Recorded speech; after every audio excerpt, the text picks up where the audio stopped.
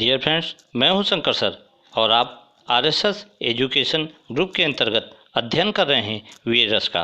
तो आइए अध्ययन प्रारंभ करते हैं। अध्ययन प्रारंभ करने से पहले आप हमारे चैनल को सब्सक्राइब और लाइक अवश्य कर दें, जिससे हमारी सभी वीडियो आपको आसानी से प्राप्त हो सके। तो आइए अध्ययन प्रारंभ करते हैं।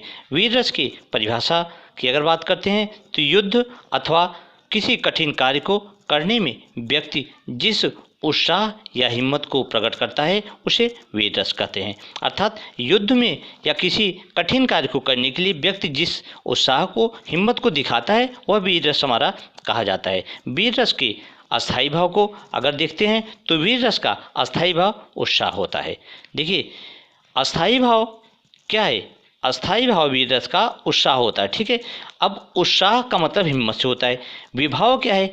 अस्थायी भाव को उत्पन्न करने वाला कारक विभाव कहलाता है। यानी विभाव वह कारक है जो अस्थायी भाव को उत्पन्न करता है।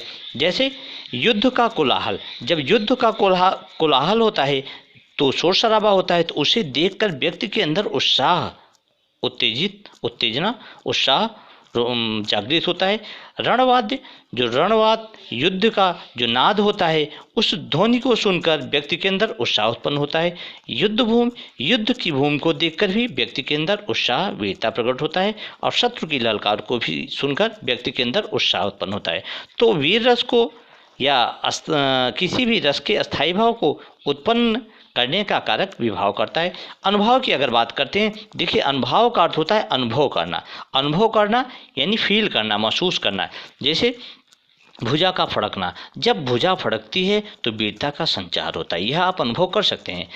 घमंडपूर्ण वचन, कोई घमंडपूर्ण वचन अगर बोलता है तो उससे वीरता का संचार होता है, वीरता उत्पन्न होती है। दुश्मन का आक्रमण, अगर कोई दुश्मन आक्रमण कर देता है तो दुश्मन के आक्रमण की बात सुनकर व्यक्ति के अंदर वीरता का संचार हो जाता है। तो इस प्रकार से आप वीर रस के अनुभाव का अनुभव कर सकते हैं। और बात करते हैं संचारी भाव की, तो देखिए संचारी भाव क्या है? संचारी भाव पानी में उठने वाले बुलबुले की तरह होते हैं।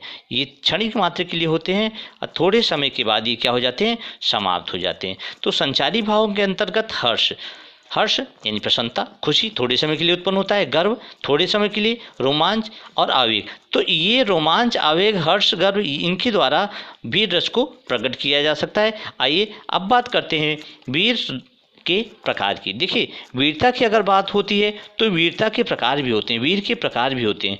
तो वीर के प्रकार की अगर बात करते हैं तो वीर के 4 प्रकार होते हैं। पहला युद्धवीर, दूसरा दानवीर, तीसरा दयावीर और चौथा धर्मवीर। इन सभी में जो है जो युद्धवीर होता है वो सबसे आपका श्रेष्ठ माना जाता है और युद्धवीर को ही सर्वोपरि माना जाता है।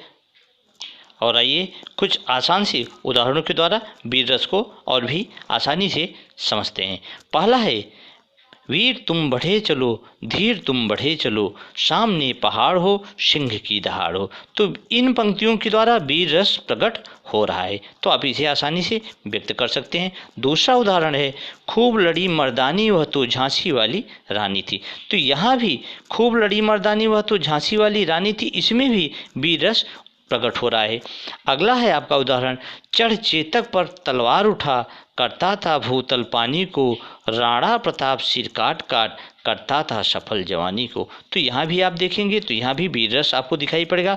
अगला उदाहरण है मैं सत्य कहता हूँ सखे, सुकुमार मत जानो मुझे, यमराज से भी युद्ध में प्रस्तुत सदा मानो मुझे। तो इसमें भी वीर रस का संचार स्पष्ट रूप से झलकता है।